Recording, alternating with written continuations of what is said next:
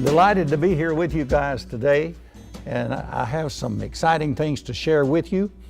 And God is in business today in this time of doing miracles, and I like to be a part of a miracle. So I want to share with you the beginning of the FIT training, how it came about. And so I was serving, my office was just down the street, and I was serving as a director of men's ministries for the state of Florida for my denomination, working through Promise Keepers or with Promise Keepers. Y'all remember that. You're old enough to remember that. But anyway, Promise Keepers began to phase out some of their discipleship training, and we got hold of it and turned it into Dad's Coaching Clinic. When Promise Keepers decided to discontinue the discipleship training, then they gave my friend the material, and he developed this Dad's Coaching Clinic. And so my friend and I went up to Pensacola and got some training. We went there, got the training, and came back.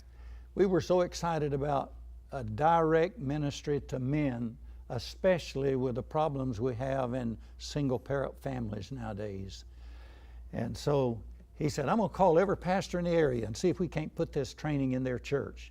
He did, came back discouraged and said, I don't know about this because not a single pastor would let me do this, would allow us to do this. What are we going to do? I said, well, let's pray. And then he said, I think I'll go to jail. Maybe they'll let me in down at the jail. They did, down at Polk County Jail. And so it worked out so well and began to change lives. Then we picked up, I believe it was Channel 10 News found out about it some way. I don't know the details, but it all happened. And we got 5 minutes on the evening news, Channel 10, CBS. So we duplicated that and 200 times. And since I sat on a statewide committee, or rather a national committee at our national headquarters, I got to meet men from every state in the union. So my duplication of the DVDs, I gave it to all of them and told them what we were doing here. They were excited, and it spread all over the country. And we have lots of testimonies from different places in the country, but primarily what we're zeroing in on now is Florida. And so anyway, after that 5 minutes on the evening news, then we got invited up to the local prison here. Started doing the Dad's Coaching Clinic there. It went real well, very much success there. Then we got invited to Tallahassee to talk to the state chaplain about instituting this program in all the prisons. That was our goal. So we spent a couple hours in Tallahassee with the state chaplain, and he listened to us very attentively and gave us permission to do that. And I was about to walk out of his office, and he said, just a minute.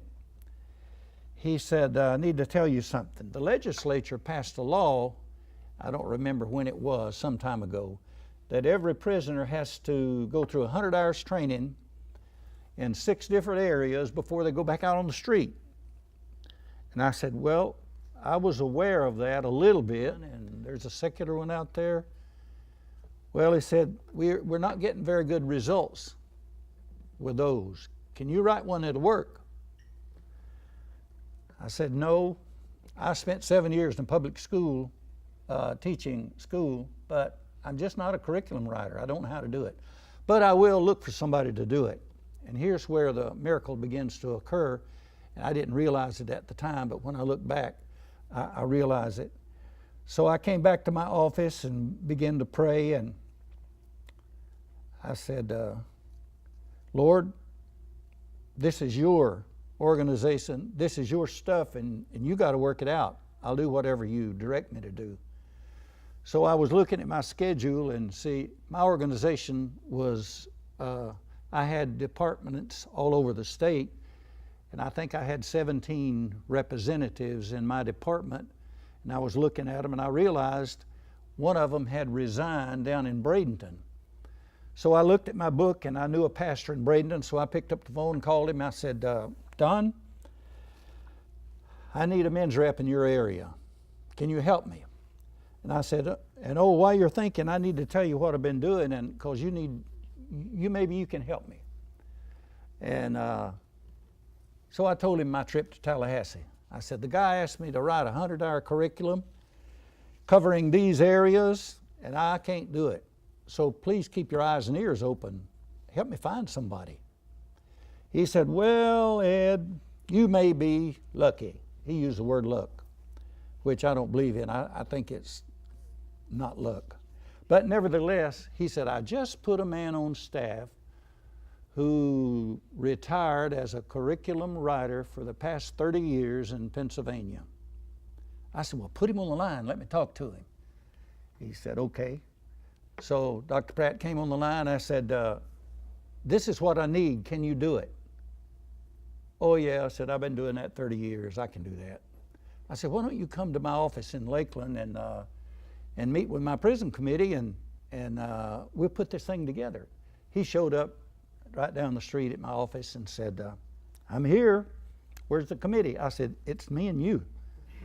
And so to make a long story short, we put it all together, or rather he put it all together. We sent it to Tallahassee. They approved the whole thing, and we were well under the way.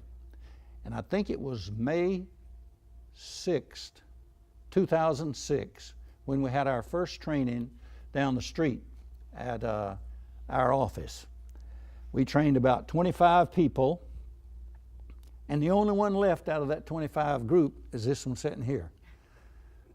So 1 out of 25, that's not a very good ratio. But we kept on training, traveling all over the state. Fred and I did. We've trained over 800 people, and less than 100 is actually going into the prison. So to me, that created a problem. And so I began to pray, and I was driving down to DeSoto County, 45-minute drive from here. And they had asked us to come in every day for 2 hours. So I organized it. We had somebody doing it. And a couple of them resigned, and I wound up doing it 4 days a week. And I would leave about daybreak and get back about noon. And so the second week of that, I realized I was getting tired, and I said, now, Lord, I was driving when I was doing this talking. Now, Lord, you didn't call me to do this, and I'm stuck doing this every day. Now, I enjoy doing it, but this ain't what you call me to do. Now, something's got to break. And it was that very day, about 4 or 5 of my trainees I discovered, of my students, they were doing facilitating in other classes in other areas. So I said, I need to see you guys after this class is over. So they came around. I said, how would you guys like to do what I'm doing? See, most of them were lifers. Oh, we'd like that. We'd count it a privilege if we could do that. I said, okay, you do the next chapter tomorrow. You do the next chapter the next day. You do the next chapter the next day. And I'm going to sit over there at that desk and listen. And if you leave something out, I'll just fill it in. Okay? They said, sure, we'll do it. So I gave them an instructor's manual. They started, and I hate to admit it, but I think they did a better job than I was doing, because they had the experience of being behind bars for a long time. And they were sharing what the information was there from an inmate standpoint, which I felt like was doing a much better job. And so things were going along real well. And so I got to thinking on the way down one day, you know, we got 800 people trained out there. Less than 100's going in the prison and doing it. There's got to be a better way, Lord. And that's when, I don't know who came up with this term, peer training. I didn't know what it meant at the time, but I found out later. And that was what I was doing, training these guys to do what I was doing. So one day the warden happened to be standing out welcoming everybody in one day, and I stopped by and said, Warden, is it possible that if I have some trained personnel that are lifers, they're doing a good job for me, is it possible you would send them to another prison that doesn't have this curriculum and they could be my facilitator in that other prison? He thought a little bit and said, yeah, I could do that. I said, what would you need from me? He said, give me a bio of the person you're going to send, and then 30 days I can do it. I said, I can do that. So I called those guys together after class that day. I said, to talk to the warden today, guys. And he said he'd send you wherever I suggested. And since we have 800 trained people and they're not doing the job, you guys can do the job. They said, really? Yep, you can do it. Because it's easy to do. You got a guide to go by, you know. And so they got excited about it. And so, as I mentioned to you to begin with, before we started taping, that I did give the bio yesterday to the guy, and he said, give me 30 days and we'll have this guy underway. So it's so exciting to realize that my goal to begin with was to put this curriculum in every prison. I thought it'd be pretty easy. Train 800 guys, there's not but 60-something prisons. That ought to be pretty easy. But just because you train a guy don't mean he's going to do it. And I discovered that the hard way. And so just to prove that this thing really works, and the chaplain in Tallahassee, he knows this, and we got a brand new man there now, and I have a meeting with him next month concerning this, and the population of the prison system the last 3 years, now we've been doing this 6 years, right? And the last 3 years, the prison population has dropped 1,000 a year. And since it costs the state better than $50 a day per person, that's a substantial amount of money. So Governor Scott closed 13 prisons recently. You read that in the paper, heard it on the news. So my request to this man is, give me the 13 prisons and I'll turn them into transition centers, because you already know, and the state knows this, that the success rate is not behind the bars. It's in the transition center, not in the prison. It's not a rehabilitation center like the name goes. It's a punishment center. So that's what we're going to start doing next month with the Lord's help. And let me tell you very quickly a success story. Now, we've got a lot of them that we can tell, but the one that just happened the last 3 months. One of my students, I'll call him CJ, he was sitting right back here, and he said, I want you to, first day he was in there, I want you to know I'm happy in this place. I've been in here 4 times. As soon as I get out, give me 3 months and I'll be back.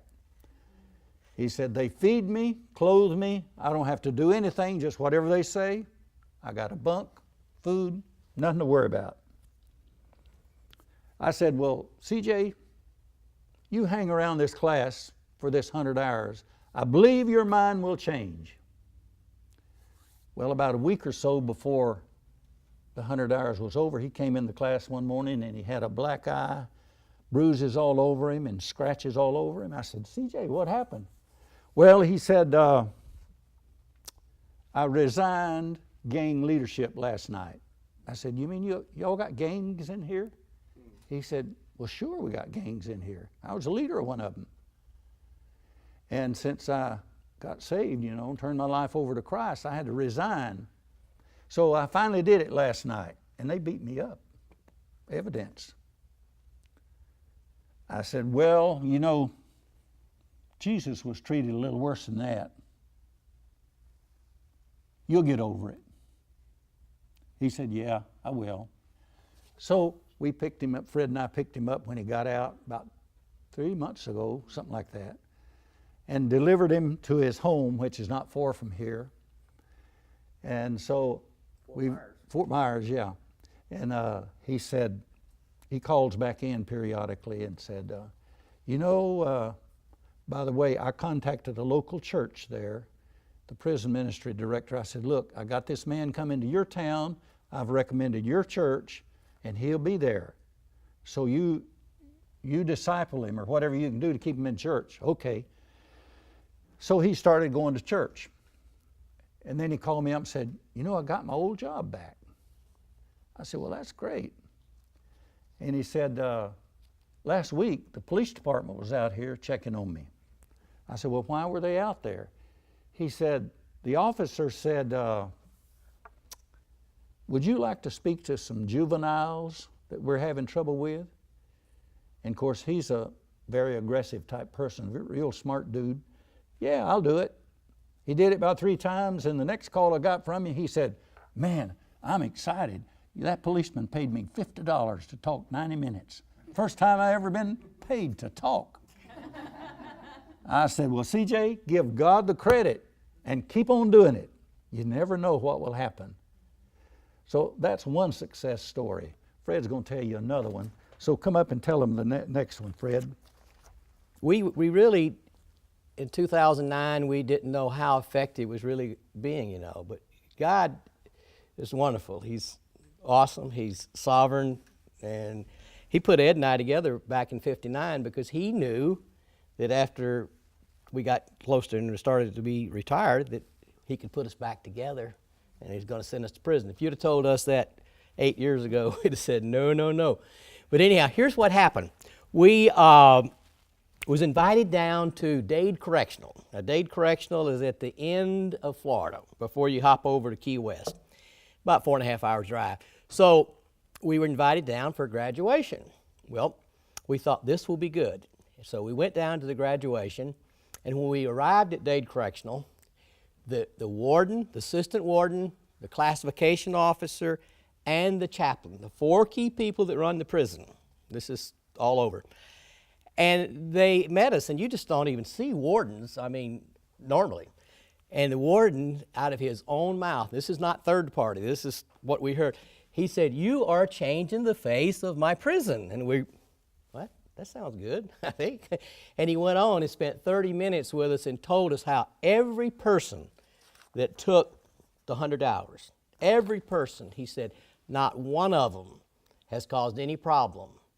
And so we noticed that, I noticed that when we were going over to do these 16 guys that were graduating, they were so orderly. And that's not always, you know, there's stuff going on in prison. And they were all smiling. And so we were sitting there to do the graduation. Dr. Pratt's in his regal robe. It's the puffy hat with all the multicolored. He's a true PhD, like Ed said, curriculum writing and educational development. And a brilliant man of God, and wrote some of those books back there that we're going to talk about a little bit before we get out of here. But I noticed, Ed punched me, and we're just kind of the warm-up guys, 3 to 5 minutes before we do the graduation in the robe, and we get to shake their hands. You know, it was really impressive in prison to have a PhD to really shake your hand. And do. So Ed punched me, and he said, Fred, why don't you be first? Well, it doesn't matter to us who goes first. So I got up there, and as an icebreaker, I said, I noticed all you guys are smiling. And they were, yeah, and they were, I mean, they really were. And of course, the assistant warden is sitting in the back of the room. And I said, and I was just trying to, as an icebreaker, I said, are all you guys Christians? I was being real bold. And they were shaking their head. And the warden was saying, and it was so amazing when I sat back, when I came back and said it was Ed's time before Dr. Pratt, I said, why don't we give them a couple minutes? We had, you know, we're going to be there a long time, a couple of hours. We only had 16. And so it will only be 32 minutes. So he said, that'll be good. So he said, okay, we're going to let each one of you, and this is kind of a step of faith in prison, because I did it one time and it almost got out of hand, and that was at Polk CI. But so each one of those guys came up, and each one of them said, I found Jesus Christ as my Savior during this 100 hours. Now these guys, some of them have been in lifers, and one guy in particular that I got to talk to, he got up there. He said, I've been in here, it was 25 years. He was in his 40s, he was 18 when he came in the 80s, 88 I think it was, 87. He said, I've been here since then. And he said, when I came as a teenager, I hated everything. He probably murdered somebody because he got life. He said, I hated everybody on the yard. I was nothing but a troublemaker. And the assistant warden back there, because you know, when you're looking at him, he's back there. They can't see him, but he's back there and he's going. And he said, but now during this, now he's been preached to all these years, chapel and everything. But he said, during this 100 hours, he said, or sitting around the table, I came to know Christ. And he said, I'm a new creature, and this is the lifer. He may never get out. And he said, I love everybody, and I'm on the, when a new person comes, I'm out there loving on people, and the assistant warden's back there. And so and it was time after time, but that was the one that stood out. These guys, 12 of those guys out of 16, the other 4, and talking to them afterwards, they had a little reception. We actually had cake and stuff in prison. They got to have cake for the graduation. They did it right. But the other 4 said they were already Christians. But so how awesome was that? We left there December the 15th at like 9:30. We got back at 2 a.m. Saturday morning. It was a Friday night. We left there on cloud 9. We saw firsthand. We needed that because we had already been doing it. And right now, just to bring you up to date, we are right now approaching 100,000 classroom hours that are logged into the state database. But anyhow, I thought that was so awesome that we heard firsthand and just lit our fire. And since then, well, it's just going like crazy in the demand. I'm not going back, I'm moving ahead. Here to declare to you, my past is over. You, the things are made